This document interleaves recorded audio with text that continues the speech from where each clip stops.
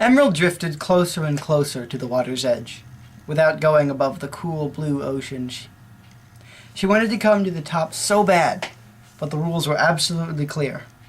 No one was allowed to be seen, and people still covered the beach.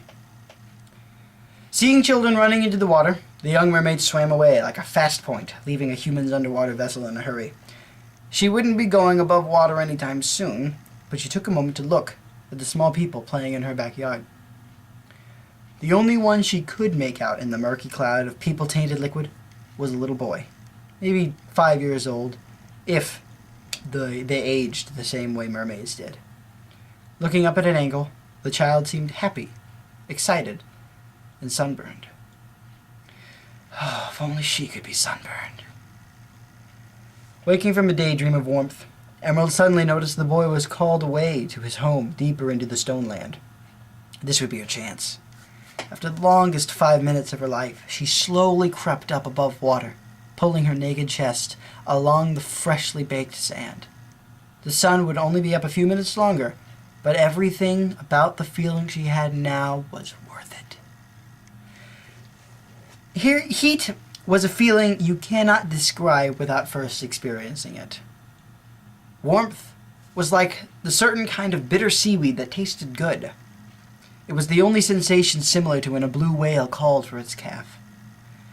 Warmth was the smell of her mother's room at home, a wonderful aroma that could only be described as yellow and pink.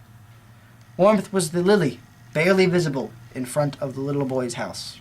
It was so beautiful, yet so far away, but if someone would just be brave enough and determined enough to go over there and get it, that's what warmth was. They would be so grateful by the end. Warmth was so much the opposite of cold that Emerald never wanted to leave. Feeling a sensation known as drowsiness come over her, she instinctively pulled the waves over her, like a blanket that someone was shaking so as to cover her tail. Putting her head on the warm sand, however, was enough for her, and she soon slept well. The next morning was a lazy one. She was conscious before her eyes had opened, but when she did open them, the first thing she was able to see was the little boy sitting 10 feet away. Now, faster than lightning, Emerald receded into her wave blanket.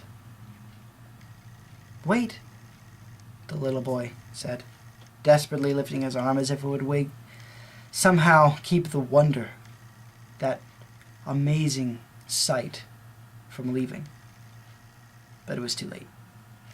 Never again would the little boy see the girl that slept in the waves.